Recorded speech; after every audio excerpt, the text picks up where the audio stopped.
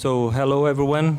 Welcome to the panel Data Protection Regulation Post-COVID, the current landscape of discussions in Europe, USA, India, and also in Brazil. I'm Bruno Bioni, Executive Director of Data Privacy Brazil Research Association, who is organizing this panel. And I'm quite delighted to have a stellar panelist here with me.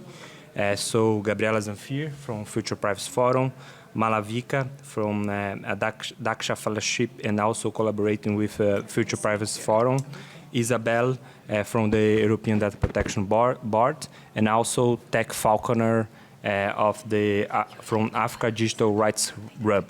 So the motto of the session is to discuss and also to analyze what is the data protection regulation post-COVID-19, and also try to identify if there is some convergence, the phenomenon that is being described by the literature, but also from the regulators as well. COVID-19 has not raised new regulatory challenges in our field, but at least the pandemic has intensified them, and we can still perceive how different jurisdictions are dealing with common issues, and that goes beyond the pandemic. So, for instance, the questions about the secondary use of personal data and the whole test about compatibility is one of them. GDPR, the Brazilian Data Protection Comprehensive Law, the draft bill in India, a blend of African data protection bills, all of them have this specific principle and also this notion about compatibility. Another question, what should be considered as a high-risk data protection activity, and what is the proper methodology to conduct them, as we could see about the contact tracing apps and the whole discussion about compliance with data protection laws, and also about data sharing. We could see also how much is important by having private and public entities exchanging data, and the whole discussion about free flow information in order to develop the vaccine and also the research about it. So, as I said, those are not new questions, but the pandemic has intensified all of them globally. And with this in mind, for the first round of the discussion, I would like to pose a following and a leading question for our panelists. Considering the different contexts, the legal systems, and also the different regulatory stage in each different country or region represented in the panel, what is the main challenge and what is the main challenge faced during the pandemic? And right now, what are the convergence regulatory trends in each country, region, and how we can strike a proper balance in between privacy, data protection, and also legitimate use of data. So I think we can start with Gabriel? Or I was hoping Isabel. Isabel? I'm okay. Okay. Is it working? I think so. And the last panelist, are you sure she's connected? Yes, she's connected. Okay, right. I'm not sure it's working. It's working? Okay, Yeah. right. Yes, for sure, the corona crisis has placed the data protection in the heart of the public debates, and because personal data has been used to answer and to face different challenges, like to foster the research and also to try to control the spread of the virus with the use of PCR tracing apps and COVID certificate in Europe. Also, data protection has been in the heart because our life became remote with all this video conferencing system that we used, and the national DPAs made a lot of guidance on that. Also, the increase of monitoring activities from employers. At the DPP level, we increased a lot of work directly when the COVID crisis started. We moved from monthly plenary meeting to weekly and even sometimes twice a week plenary meeting. So that was really active. We already issued statement in March 2020. What was interesting was to try to really part of the shaping of the solutions. The challenges. The first challenges was to try to remind that data protection is not an obstacle to fight pandemic. That it was important to respect data protection also in the times of crisis. recalling that the GDPR continues to apply because there were some voices calling for suspension of the GDPR. So the first action was to try to defend the legal framework and to underline the fact that the legal framework was flexible enough to take already those circumstances into consideration. And then the second challenge that we had to face is the many questions. Everything was relating to data protection at this time. So it was a question relating to the COVID tracing apps, but also the processing of health data for research, international communication for fostering research. And this international collaboration was in fact impressive and will probably last also after. Then the discussion on the restriction for the state emergencies, to try to see that it will be really legislation, concept of necessity, proportionality, no blanket suspension of rights. And then when they reopened the border, it was again questions that were raised. And we also got many questions from the member of the parliament directly. So the last big challenge of the EDPB was to be fast enough. And the first action that we made was on the COVID apps, in fact, to try to shape them, because it was this belief that, that the technology can be really the silver bullet, to try to find any solution. So we try to influence this to have the system that will be the most respectful to data protection. And it was interesting because we were really at the beginning. And so in practice, the DPP really influenced, I would say, the whole design of the European apps, because we were the first on this ball, and then we also assisted the Commission when they provided its guidance. So it was really like a European influence on this. COVID-19 pandemic was the first global pandemic where the personal technological devices were so well spread enough and smart enough, in fact, to enable a mass surveillance of the people through their own devices. So that was really, I think, very important to try to pay attention to that. And so our first COVID, as I said, was on the COVID tracing apps. The principle that it should be voluntary, not mandatory, that it should rely on proximity data and not to track movement, geolocalization, no use of telecommunication data. That was really important. Data minimization, and also the transparency and publication of the source code. Even if it's a bit outside of data protection, but that was, I think, an important element to be for transparency. We also ask that DPA will be systematically consulted and DPIA will be conducted at national level. This one was not always followed in practice. So at the DPP, we really try to put in balance, the need to fight pandemic and data protection. It's a kind of balance exercise that we also had in the past with the fight of terrorism. Even here, I would say the question was even more global and the interest of the public was even more massive. As a result, at the end of the day, data protection, we try to demonstrate that it's not only a legal duty, but it's important to build trust and social acceptability, because otherwise there's no efficiency of the system. This is what we also saw. In many European countries, there were not enough public debates when apps were developed. I read recently this report made by the Civil Liberty Unions for Europe and the NGO Access Now. It was already published in November 2021. And they show a correlation between the higher download rates and the countries that were the most transparent. So where there were public debate, information about the app, and also the publication of the source code were the place where there was the most trust from the public and most download, even if in practice it was still not enough. So that's why it's really important to we try to pay attention to this concept of solutionism, technological solutionism, so that's really believing that the technological tools can be the solutions, because it's always important to assess, in fact, the efficiency and the usefulness of those tools. And then the general key message, I think, and the learning for everybody that it's also applicable outside of COVID, is the respect, trust, transparency is really main component when new technologies are developed. And I think that many private companies also realize that matters and should even more. Thank you. Excuse me, could the panel introduce themselves? Some people came late. Okay, I'm Isabelle Verreken, and I'm the head of Secretariat of the European Data Protection Board. Thank you, Isabel.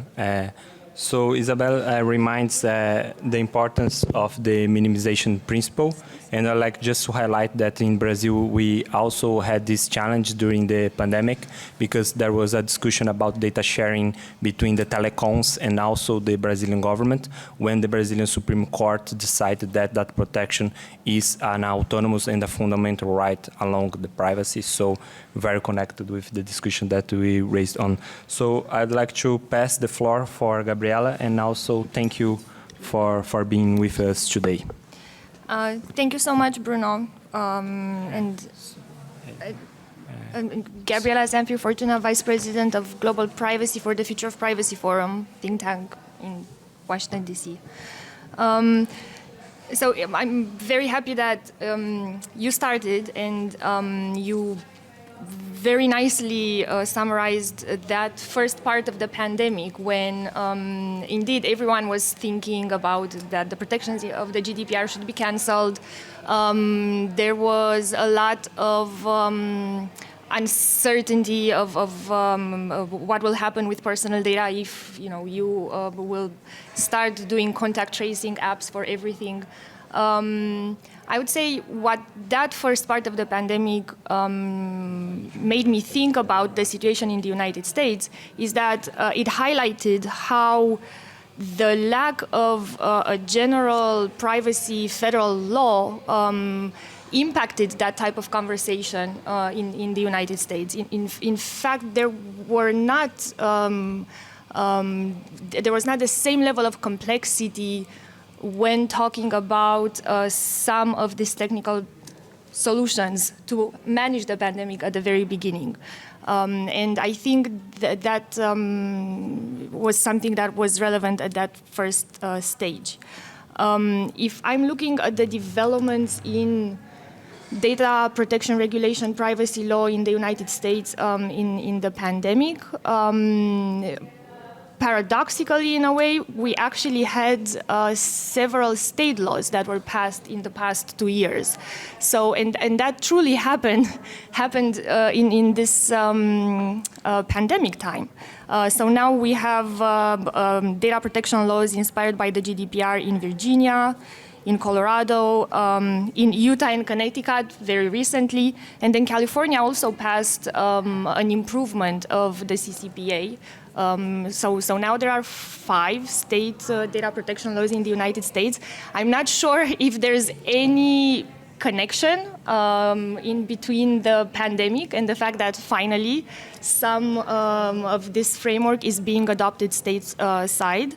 But it happened there. I would say another thing that was relevant in the privacy law debate in the United States was that we were on a very high momentum towards a federal privacy law just before the pandemic started. At one point in 2019, there were about 38, 40 federal bills, and Congress was really on a big momentum. But then the pandemic happened, and the priorities changed. And in any case, it was a very difficult thing to achieve. But then the momentum also went away. So this was one of the consequences, I would say, of the pandemic over the debate in the US. Finally, a couple of thoughts about what I've observed generally across several jurisdictions as a result of the pandemic is highlighting how important it is to think about processing personal data for research purposes when we're talking about the very rapid clinical trials that happened to test vaccines. It also highlighted the importance of international transfers for the same purposes, for very targeted research. as well as the idea of data sharing for a public good, for the public interest. We know that one of the first solutions at the beginning of the pandemic was to create those heat maps, right, of monitoring where we see that the lockdowns work or they do not work. So I think this was also a change a bit in the way we're thinking about the field and data sharing and data processing. Thank you. Thank you so much, Gabriela. You also reminded a similar situation that we faced in Brazil, because during the pandemic, the Brazilian Comprehensive Data Protection Law was in a grace period. So all the research institutions, but also the public health services in Brazil, could not apply the Brazilian Data Protection Law to process data, such as by using a specific legal base for public interest or for public health. So it was a really tension issue, and that connects with the whole discussion that we had previously in Brazil, that by having a comprehensive data protection law, it's also good to foster innovation, but also to have legal certainty, not only for individuals, data subjects, but also who is going to use properly data. So by saying that, I'd like to pass the floor for Malavika, Daksha Fellowship, and also collaboration for Future of Privacy Forum. Yes. Hello. Hi, everyone. So, yeah, again, I think Bruno's sort of introduced me, but my background is I'm a lawyer qualified in India, and I've been working there most recently also in England and Wales, and now I'm doing a PhD in Information Systems and Law at the LSE, and also associated with the Future of Privacy Forum. Obviously, I've been tracking the privacy bill in India, which we've had for 4 or 5 years now, the consultation process quite closely. I would say the headline from India is that actually the pandemic has brought, a little bit like the American story, it has taken the wind out of the sails of the progress of the privacy legislation in India. It's the second time we've come this close to a privacy legislation. The first time was in 2013. And again, then elections happened and it got pulled. Now we've just been through, I think, 3 iterations of the bill now. And as of 2021, December, when the parliamentary committee came back with its report, the final stage would be then a bill to be introduced on the House. There was such large changes proposed or recommendations made that I think it's kind of unlikely that if it was passed in the current form or in the recommended form, I think it would be very controversial. I thought it'd be helpful to make kind of 3 high-level points, right, just to give you a sense of the momentum, and maybe we can discuss more. First, I just thought maybe a little bit about the contact tracing app and the vaccine delivery data management portal that we had in India and some of the controversies there. Then broadly, I just thought I'd divide into private sector and public sector moves. Obviously, again, room for more technical conversations, but that's the kind of 3 areas. Now, on the specifics of the vaccine-related and contact tracing-related information sharing, that was a huge conversation in India, which I thought was slightly strange. I've never seen technology play such a huge role in a health crisis before, and we've lived through the AIDS pandemic, SARS, MERS, Ebola. What was interesting is in the absence of a data protection law, there was really no incentive to create data protection laws. It's kind of a tautology. What then happened was we had 2 things, a contact tracing app called Arogya Setu and CoWIN, which was the COVID intelligence network, I think, vaccine intelligence network. For Arogya Setu, they released a privacy policy alongside the app. This was the government. What was interesting is there was a huge citizen engagement from the small kind of group of civil society organizations like Data Privacy Brazil. We have equivalents in India. And I think based on that, there were certain things that were a concern around data retention. Purpose limitation was not very clear. There was a second round of the privacy policy that was released because the government then brought in a lawyer to sit alongside them. I would say, again, I don't want to be too critical on the outside. I do think there was a lot of room for movement, and fundamentally that app was not used only for contact tracing. As it currently stands, it is used for other purposes. So I think that's mission drift. I think the other thing is the CoWIN portal. For the first 5 months, so this is the one where we get our app, you register for a vaccine, you go there, vaccine triaging between hospitals happens across the country. That's 1 billion people, so that's a continent really. And then you get your your certificate. Again, so it was a good system given the scale of what they were trying to do. From a privacy perspective, not great marks. For the first 5 months, it did not have a privacy policy. And then a high court actually had to pass an order saying, you should probably have a privacy policy. And there's a privacy policy now. But as you can imagine, it's just not, I unfortunately find it's not really the issue in a time of crisis. But stepping back more broadly in terms of regulation itself, I would say currently, obviously, our process is at a standstill. What we see in the private sector in the meanwhile is really, it's more in terms of a voluntary data privacy policies that you have in place. What really drives data privacy policies in India, I find, is competition, holding on to the data as like my intelligence, really. I think the other big issue we see when we talk to private sector, both as civil society and as private practitioners, is when they get requests for data disclosure from public agencies and law enforcement. We normally do that under old Information Technology Act of 2000 in India, where a public agency can just ask for your customer data, or under the Criminal Procedure Code, so where the police basically say, give me XYZ, section 91 or 92. They really don't have a mechanism to discuss these things with government. I think that's a very important role of a data protection law, which is why we were able to form some kind of alliances between civil society and private sector, right? Because in the absence of that protection, if police serve you an order, it's very hard to push back. And then lastly, on the public sector side of things, so I think the big move, and maybe we can talk about it in the second round of comments, is there's been a lot of moves in India towards building large public digital infrastructure. We have a public credit registry that's already in process by the Reserve Bank of India, National Digital Health Mission to digitize health records. These ideas for something called open digital ecosystems. So basically government orchestrated ecosystems for data sharing. And so there's, on the one hand, this huge need to push the extraction and, kind of use of data for public good. But then that kind of contrasted with this real absence of movement on the data protection side.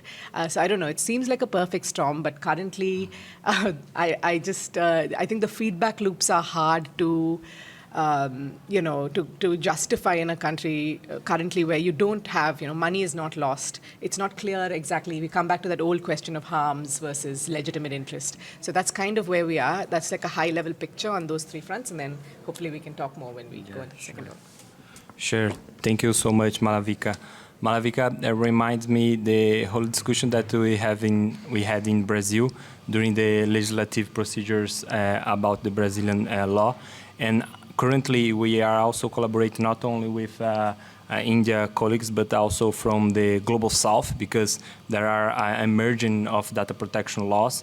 And I think the balance would be we are going to have like a more European Union fashion normative way, or we can find like a middle way between also co-regulation. We can explore a little bit more in the second round. And lastly, I also would like to take one of the highlights that you made, but because currently in Brazil, the most challenging topics about a proper enforcement of the law, it's this intersection between the welfare state and data protection, because when we have this kind of asymmetry of power, the citizens, they don't have choice. They have to exchange the data in order to be visible for the state. And right now we are discussing digital identity, several public policies that depends of collecting, processing personal data. And then I'd like to pass the floor for Teki. Teki from Africa Internet Hub. So the floor is yours, Teki. Thank you. Thank you, Bruno. I hope you can hear me fine. Yes, perfectly. Go ahead. Okay, great. Good morning, everyone. My name is Teki Akwete. I'm the founder and the executive director for the Africa Digital Rights Hub. Generally, I would say that the COVID pandemic presented a challenge to data protection across Africa, but at the same time, an opportunity. We saw the increased need to collect and share data for purposes of minimizing the transmission of the virus globally. And Africa was not an exception. What this led to is that because there were countries that have data protection laws and countries that did not have, Sorry, can we increase the volume, please, for the... Thank you. Yeah. we also saw the collection, and passage of emergency laws in countries like Ghana, Nigeria, I believe South Africa as well, which was increasing the need to share usually subscriber call records with government for purposes of, monitoring movements and then also transmission of the virus. Interestingly, some of these emergency laws, heightened public scrutiny and worry about what this data was going to be used for. In places like Ghana, we also saw the telcos like Vodafone and MTN going to court over the passage of such laws, with the courts emphasizing that it was relevant for governments to collect that data, but strictly for the purposes of, managing the pandemic. So that really increased that. We also saw the need to use the internet to facilitate work and education, especially with children. And this also raised a number of concerns. However, because we continue to have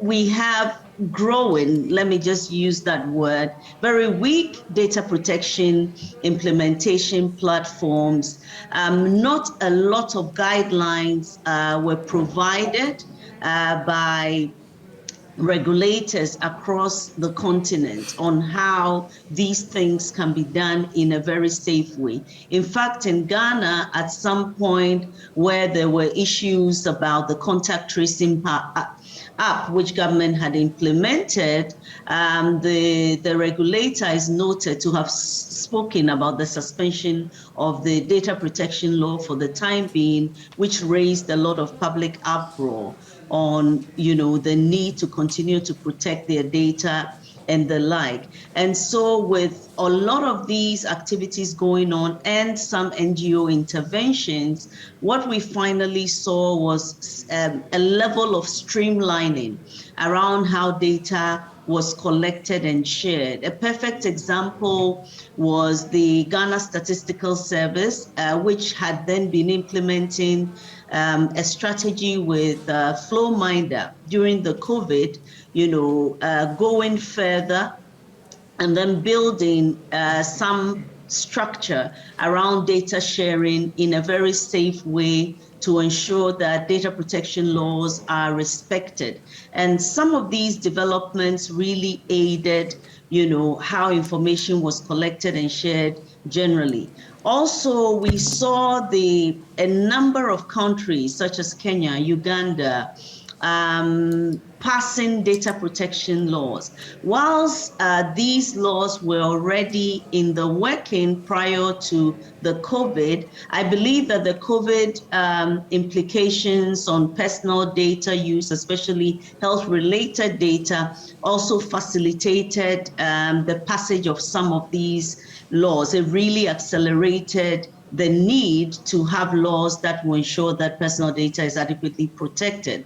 We also saw at the AU level the developments of the AU interoperability framework for digital ID, as well as the AU digital data policy framework, which was all developed at the continental level to facilitate interoperability of digital IDs across the continent, and also facilitate data governance and data sharing related issues. So on the whole, even though the COVID brought out, challenges and related to issues such as surveillance of personal data, it also heightened the need to have data protection laws across Africa.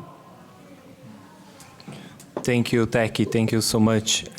So we are going to have the second round of the discussion. I think we could note several, let's say, interoperability issues between all the talks here. And then I'd like to have like a more flexible room for conversation. So maybe we can discuss about despite of the particularities of each region in dealing with the pandemic and also enforcing data protection. If is it possible or not to identify the so-called phenomenon of the regulatory convergence, and how does it look like in the data protection regulation post-COVID? So maybe we can start with Malavika. So if I understood correctly, I mean, in terms of thinking through convergence and divergence, one thing that Teki just said about this data policy at the AU level, I would say the convergence that I see is a proliferation of policies in the absence or maybe alongside laws. In India, we don't have a data protection law. We have very skeletal administrative rules that deal with data management, really, data security and security practices. But what we've seen come out is a draft India data use and accessibility policy at the national level. And there are also a lot of state level policies, just data policies that have come out, city level policies for, smart cities, because that's pretty big as well. And then we have rulings from courts. So again, another thing that Teki mentioned was education. That became a huge issue in India. There were lots of court rulings around what happens when you go online, but several children can't afford to be online. They don't have the capital investment required for a laptop or whatever it is. And even there, when dealing with how the state needs to give access to resources, hardware resources, and the internet, there was a conversation around what then happens with the data that is then stored by schools and so on. So I'd say the convergence there are the issues, and the dealing with it through executive policies.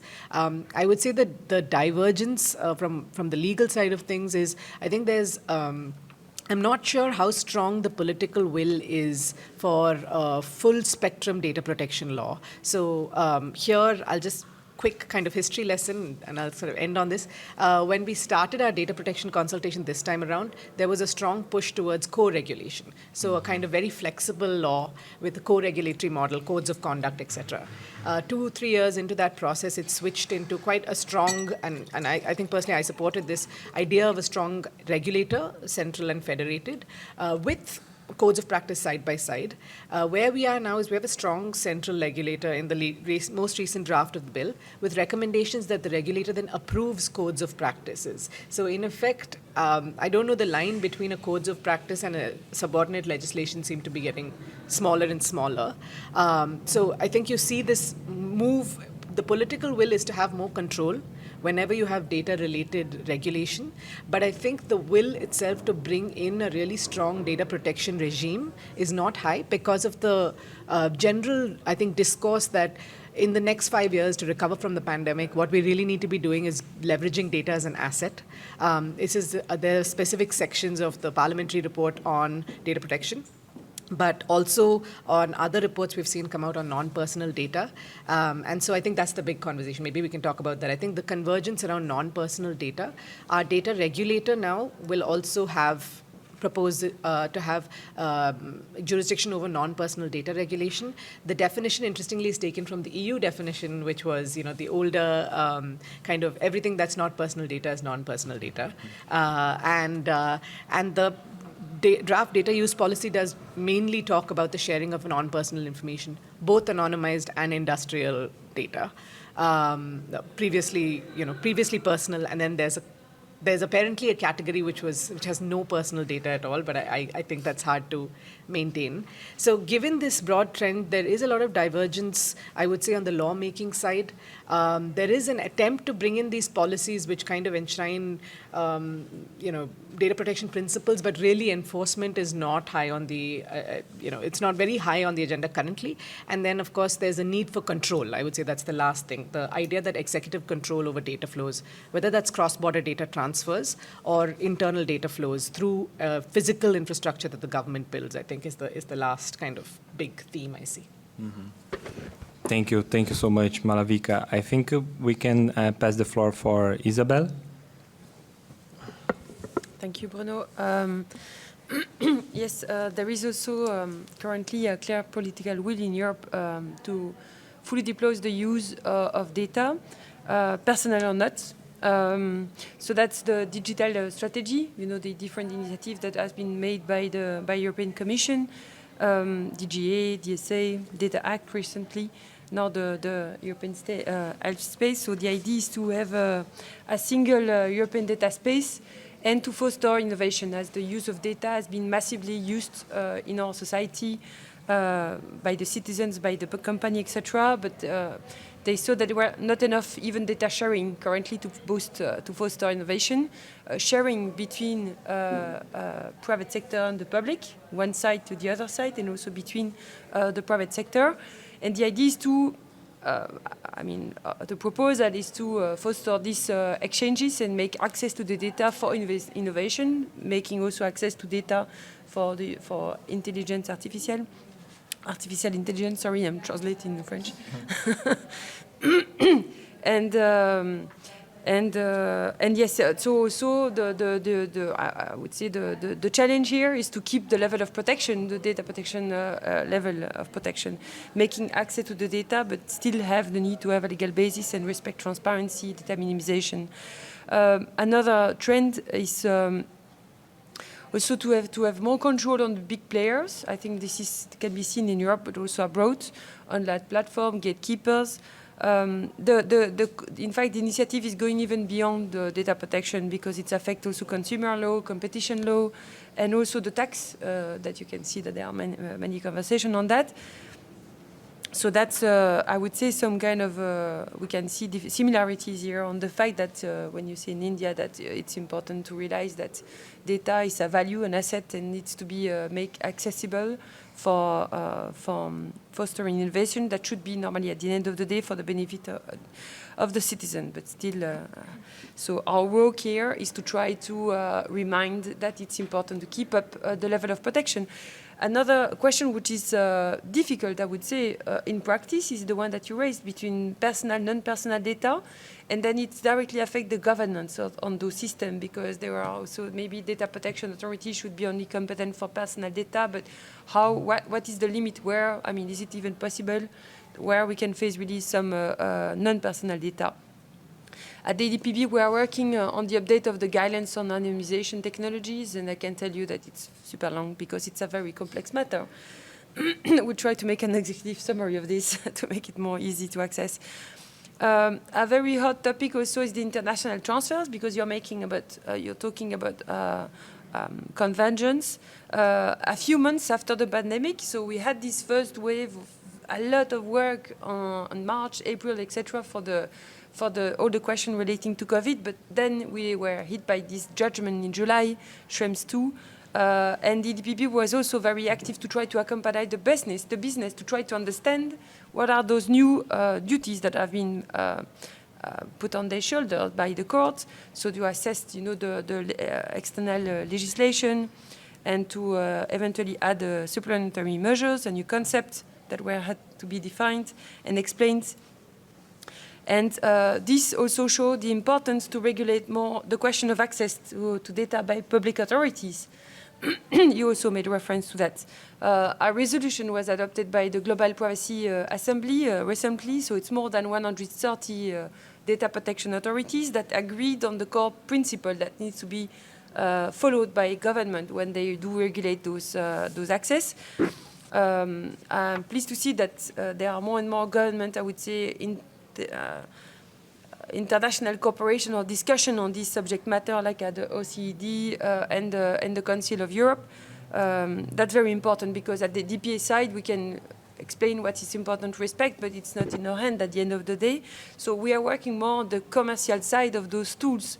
And at the DPB, we are part also of shaping the new transfer tools. And some of them are correlation tools, like the code of conduct on certification, like it was also the one before with the binding corporate rules for multinationals. So it is not, we didn't make a choice politically between, co-regulation, self-regulation, co-regulation, or regulation. You know that we do have a regulation, but we also on the top of that have a co-regulation tool that it's very interesting subject matter because it's working hand in hand, authorities and the business to find the best solution to explain how the rules should apply to a particular sector, a company. Something that needs to be done, I think, for the future, because at the EDPB we shape those code of conduct for international transfers. We will soon also disclose the guidelines on certification for international transfers. In the GDPR, it was only the first bricks of those tools, you know, but it was impossible to make use like that. So it took 4 years to create all the governance system, the accreditation of those private entities that will issue the certification, monitoring bodies for code of conduct, and the certification and code of conduct criteria. So it will become into live in Europe. And then after, I think the second step will try to also look abroad and to discuss with the other area and to create bridges between the tools, because there are many developments in different areas of the world. And the GPA, so the Global Privacy Assembly, are already working to make a mapping exercise between the standard clause of European Union, Ibero-Americans, and also Asian and the UK. That's a very interesting exercise, because even if all systems are different and they can keep, obviously, their difference, if you just make already just a mapping exercise to facilitate the business, you know, that they will understand what is in common, what is different, what needs to be mapped and fulfilled in different areas of the world, it's possible then to make, to enable them, in fact, to have a solution that can apply globally. This is what we, I personally experienced, because before being at the European Data Protection Board, I was at the Belgium Authority for 10 years. And we were making such mapping between the binding corporate rules and CBPR in Asia. I mean, it's APEC, it's not really Asia. It's all APEC, I mean, Asian Pacific countries. And for instance, a company like, it was at that time, I was lead for the company Merck. It's a important pharma company. They made with just one policy. They were CPPR, BCR, and even after, when Privacy Shield came again, compliant with the single. So you see, this mapping is really enabled to the business, in fact, to try to create those also bridges in practice. Thank you. Thank you. Great, Isabel. I'd like to pass the floor for Teki. Well, so from the African perspective, I think there was clearly an increase in the need for more use of data for public good. This really heightened the need to come up with frameworks. As I said, our data protection ecosystem is still very young. We are not seeing a lot of guidelines and guidance from the regulators. However, what we continue to see is some inputs, especially from the research sector, around data for public good. And there's been increasing need to develop structures, frameworks, and policies around that. A clear, good example, which I earlier hinted on, was the approach that was taken by the Ghana Statistical Service FlowMinder project, which developed a framework that took into consideration data protection amongst other structures to be able to share the COVID-related data, both locally and also internationally, to enable development around these areas. So this was, for us, a very, very good example of what can happen in the data for public good space.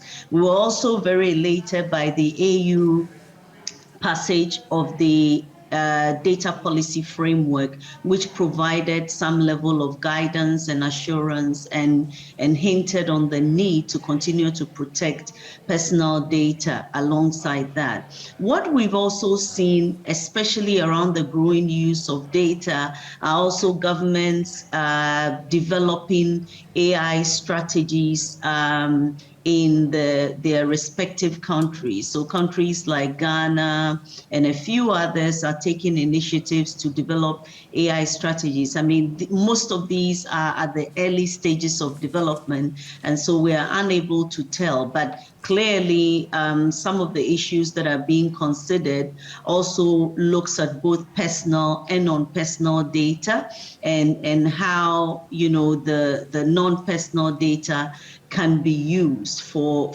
public good. So all in all, we are seeing some level of progress around, you know, data sharing, across Africa. Also, in the light of the implementation of the Africa Free Trade Agreement, this has really heightened the need to have in place a structure that actually enables data sharing across countries in Africa.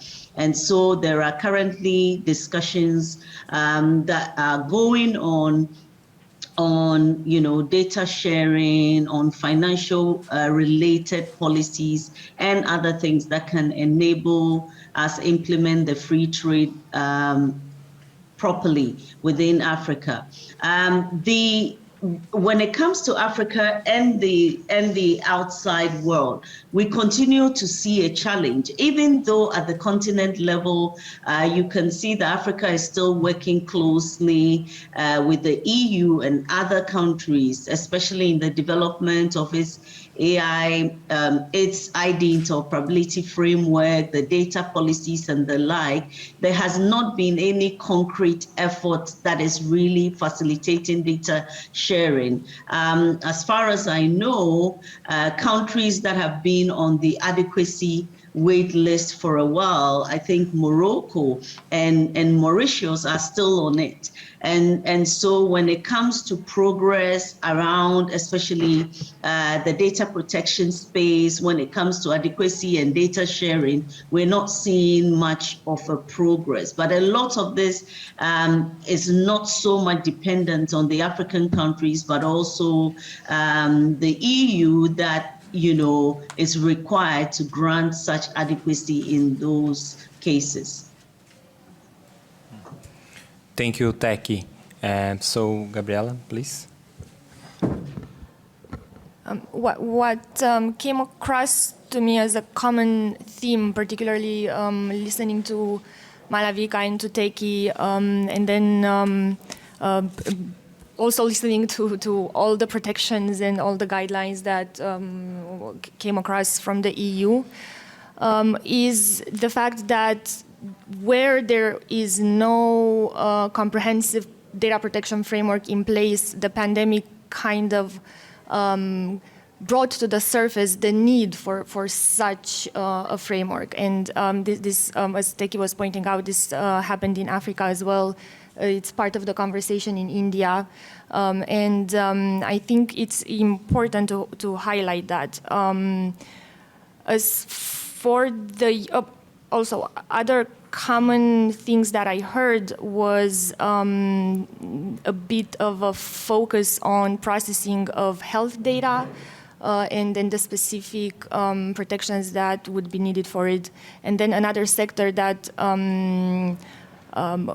was highlighted was education and access of students to online tools. And so these two particular topics seem to be also going across the several jurisdictions as being important. One thing that was not mentioned though, and I realized that is part of the conversation in the US, is monitoring of workers, like the employment context, and with everybody moving their work life online for and remote for a long time, brought to the surface this issue as well.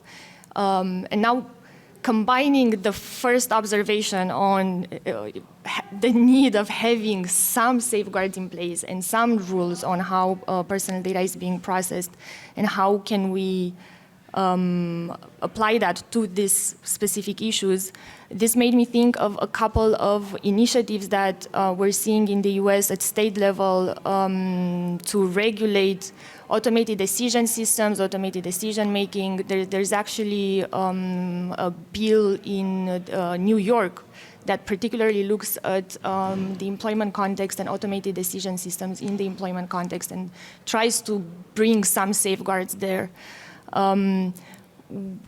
In the space of education in the US, I would say that I have not seen any particular initiatives to tackle that. However, something that was prominent in the past year was the need to reinforce protections for children online, for children privacy, and that surfaced in many, many ways. For example, California currently discusses a bill that's heavily inspired by the UK Children Design Code. President Biden mentioned in his State of the Union the need to enhance protection for the privacy of children online.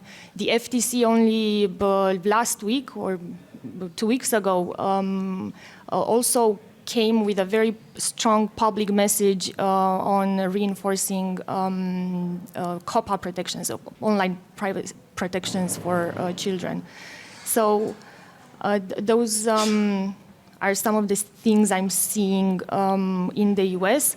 Not so much of a focus on data sharing. That's not a problem there, that needs to be solved, but a focus on where can we bring in some additional protections, some additional rules to tackle this accelerated processing of personal data in this specific context. Thank you, Gabriela. So before to open the floor for questions from the audience, just a final remarks from my side. First of all, thank you so much for the conversation. I think it was very rich and fruitful, and we did our goal to have like a global perspective from the north and also from the global south as well. One thing that caught my attention was about co-regulation. I'm not going too deep in details theoretically speaking, but this whole toolbox about codes of conduct, seals, even data protection impact assessments, we can see this as a trend, not only in the Brazilian data protection comprehensive law, but in the draft bill of India, in some African data protection laws as well, of course in GDPR, or even if you try to retake or trace the origins of codes of conduct, one piece of at least legislation or a draft bill of legislation came from the Obama administration, if I'm not wrong, that tried to highlight the importance of the codes of conduct. And one key message, or at least for reflection, how we can see as a trend, and Professor Julie Coyne has a really good terminology to describe this phenomenon, which could be a privatization of the enforcement or privatization of the regulation, which could be posed in a broader reflection if theoretically or normatively speaking, data protection laws would be able to reduce or even to enforce the asymmetry of power.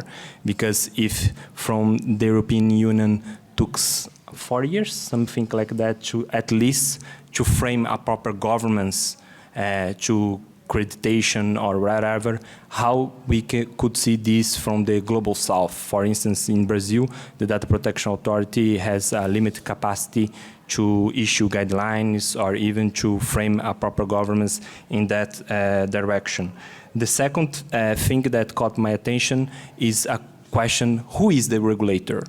Because in Brazil, for instance, the two most important cases that we had there, it's about facial recognition, the prohibition of facial recognition in the subway, in the state subway in Brazil, and who was the regulator was not only the Data Protection Authority, but the civil society with the academia. It was a kind of partnership between the NGOs and academia that put the judiciary in a really, let's say, difficult situation in order to analyze the case and the preliminary abolishing facial recognition in the subway because of the risks in that specific situation, which caught in a, let's say, in an idea of a network of enforcement. The regulator is not only the state, the data protection authorities, but also NGOs, but also think tanks, or even other regulators that we can see already in our mind. And the last thing that also a trend here in the panel is the scope between data protection laws and the AI emerging laws. There in Brazil as well, we are discussing right now AI draft bill. The Senate create a commission of jurists, so right now we are working in a draft bill. I'm one of the members of this commission. And one, let's say, old question or reflection in our field is that data protection could not be the law of everything. And right now, I think we are in a good moment to address this reflection, because AI, we are going to push us in that direction as well. So I finish here, and I open for the floors for the questions. Thank you again. So we can start with a round. So I think Kali first, and then Michael. I think Kali first, yes.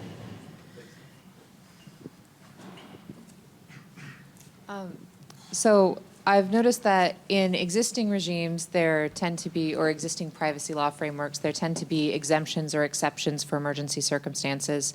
And even in situations like the US, where we don't have a federal privacy framework, there are emergency powers that get enabled during times of crisis or pandemics. Have you seen much responses within different jurisdictions of pushback or limits on how far emergency powers will extend, how long exemptions last, or when typical privacy rights get restored? And have you seen any action coming from individual people pushing back, or has it been legislators calling for change or advocacy groups?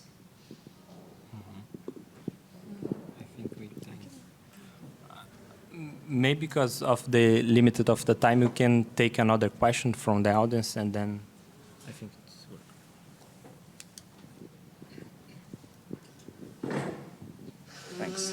Michael Veal, UCL. You talked about lots of different relations, but I was wondering about relations not just with telcos, but around data protection platforms in the pandemic. So potentially around smartphones, but also around educational platforms. And maybe from your own experiences, your own jurisdictions, you could reflect a bit on what we learned about relations between those quite powerful platforms in your contexts. Thanks.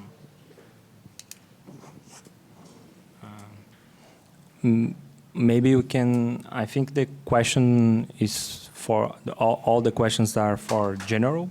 So maybe we can have a final round, and also our concluding remarks from all of our speakers. Taki, would you like to start? Thank you, Bruno. On the emergency powers, I think Ghana had a very unique set of laws that were passed, which the citizens and civil society thought almost bordered on surveillance. And so there were a lot of issues that were raised from the public perspective. And I think one of the things that also heightened it was, at the time, it was nearing election also. And so there were a lot of issues that were related, although politically as well. So a lot of concerns and pushback definitely came from opposing political parties, from civil society, and then also from the companies that were required to. As I mentioned, what then happened was better clarification from government on how these systems were going to be implemented. And then we also saw collaboration. My organization, for instance, collaborated with a number of other civil society organizations across Africa on the Restore Rights, Data Rights movement that raised a number of concerns, including these things and how they should be addressed subsequently. It would be difficult to say whether, it has been fully addressed, but definitely it really heightened the data protection concerns around a lot of the emergency powers that were exercised. And I think to an extent, governments started paying heed to how the information is collected and used. On the educational platforms, at least from Ghana, it was we did not see a lot of intervention and guidelines issued by existing data protection authorities. I believe maybe apart from Mauritius, and that had issued global or general guidelines around how data should be processed during the pandemic. And so there was very little that was done in that respect. But what we continue to see across the continent were a lot of civil society organizations coming in and putting out the dangers around use for educational purposes, and then engaging with the private sector to ensure that, you know, these protocols are utilized in a way that continues to ensure that everyone was safe. Thank Yeah. you. Sorry. Would you like to conclude, Tech? Yes. As a concluding remark, I would just say that COVID more or less heightened awareness around the data and data protection issues. And it has definitely increased activities around data governance in Africa. So in a way, it challenged us, but it has also been a good opportunity to really heighten the data protection and data governance issues that came with it, you know, beyond the COVID. Okay, so Isabel, we have like 2 minutes for each speaker. Okay. Okay, I will be speed. Sorry. No, then for the possible legislation that will restrict rights or, you know, for state emergencies, many people were reacting to those initiatives in Europe, individuals, DPAs, NGOs, a lot of debate, I think. The EDPB also adopted this statement to try to circumvent. I have the impression that the right were not so much affected of individuals, only in few states, but what was lacking is maybe the public debate, so those legislation that enable government to introduce regulation and solution, technological solutions, without a proper debate, even with the member of the parliament, national parliament. And the problem was to, yes, I forgot the idea that I wanted to say, sorry. No, but then, so then second question, I will go on these big players for platforms and also education sector. We have seen also that, in fact, even in Europe, the app solution were built on this technical proposal made by Google, Apple, you know, they work together. So it shows also the dependence of Europe also to those technologies. There are big players that at the end of the day become even more important than states today. That's why I think it's important to still keep some kind of control. And that's also part of the initiative of the strategy in Europe, is to boost innovation. In fact, to try to have also, I would say, so technological solutions in Europe that can be developed. I hope I made the 2 minutes. Yeah. Sorry. Perfect. It was perfect. Gabriela? Yeah. On the emergency powers, I would say those were used more on tools to manage the pandemic and, you know, impose mask mandates and quarantines and all of that. One remarkable thing I found in respect to how we use data, and that was particularly in the EU and the GDPR, is that the GDPR was. I'm a big fan of the GDPR, that's no secret, but it was done like so nicely that it actually refers to monitoring epidemics in recital 46. I mean, it was built so that it would allow access to data and data sharing for this particular purpose, for a very limited targeted situation. So from this point of view, I haven't seen emergency powers being used or sort of canceling some part of the protections in the GDPR. Yes, and on the platform question, absolutely, Michael, that was my exact thought, how the pandemic suddenly revealed in the open how powerful platforms are. And when we're looking at the Google Apple API at the very beginning and the type of impact that decision that the two big players had, it's beyond remarkable, and sometimes, just as Isabel said, a bit stronger than governments and states. So that really put the pandemic put it out there very clearly. Yeah. I have so much to say, and I have 2 minutes. Both of these questions, I'm glad we're talking about them, because I think we've been very well behaved and PC, but I think the word that hasn't come up is privacy, right? I think data sharing has come up a lot, and I just think so first on the exemption in the state emergencies, there was an Epidemic Diseases Act in India that the central government used, which is a colonial legislation for the Spanish flu or something, I think. And the big counterweight to central government executive power in India, and I'm a lawyer talking political things, was federal states, right? State governments had their own emergency powers that they then asserted against the central government. I think this has become like an arms race for citizen data, and there are these huge data stores being built by state players, which, by the way, private sector players already have. We all know this. So I think, honestly, there hasn't been enough discussion, debate about it. Honestly, where's the room for debate? Like, if the state has exerted emergency powers, who's going to debate that in a crisis? The second thing on platforms, I think, is actually very related. So obviously, we all know there's this kind of infrastructural power that they have, and the Google-Apple protocol was obviously in India as well a big deal. I will just say, at very high level, what I feel is that the Indian state or other states outside of the West are actually looking to these large gatekeeper firms and somewhere seeing competition to them. So I think India's response is to build its own platforms, right? We've taken a design choice to build our own open digital ecosystem, to build our own, data sharing platforms, and in the financial sector, et cetera, digital health sector.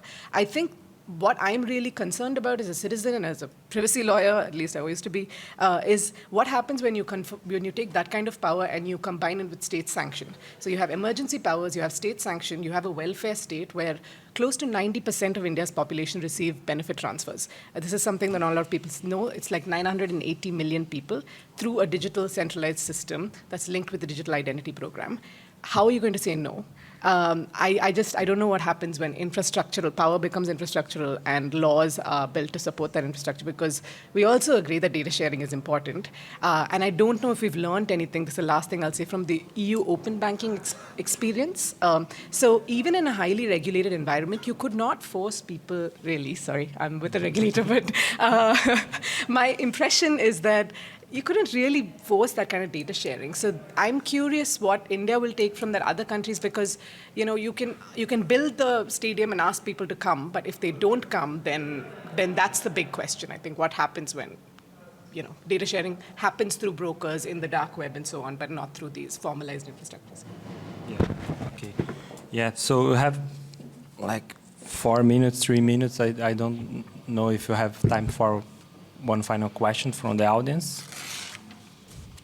Yeah, maybe we can use this time for also finding remarks as well. So with regards to the first question about the Brazilian situation on emergency powers and whatever, yeah, what you saw in Brazil about the pandemic period was not like a weak situation in terms of enforcing that protection law, but it was like a window of opportunity, because then the judiciary, mainly the Supreme Court, has to analyze these fundamental rights. So it was a really window of opportunity to enforce properly this specific fundamental right.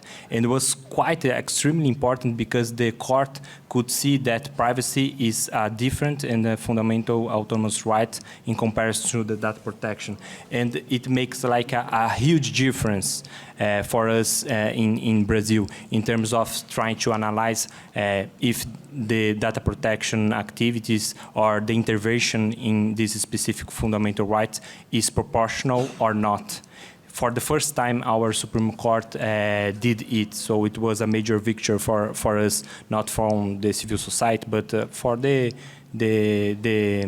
field as well. And with the second question about sector transgression, this phenomenon that is being described, we could see that this phenomenon accelerated during the pandemic because several private sectors offered solutions to deal with the pandemic, and there will be a panel where we are going to present a research of Data Privacy Brazil, which is called viral data.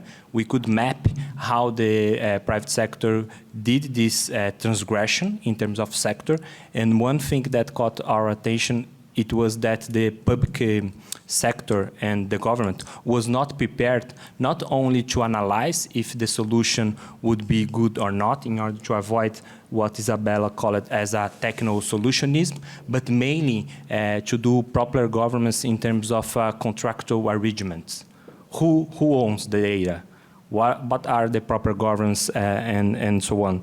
And with this second and final remark from my side, when we can see this sector transgression and mainly the government using those solutions and doing private partnerships, we could highlight the importance of another fundamental right, which is due process. For the first time, also our court analyzed, and we could see like an innovation in terms of this fundamental right by using an informational due process. So at the end of the day, I think we are not going to see data protection laws by solving all of those problems, but also retaking constitutional principles, such as morality, such as due process. Those are really important norms in order to strike a balance, a proper balance on those situations. Yeah. I think we're done. Yeah, perfect, on time.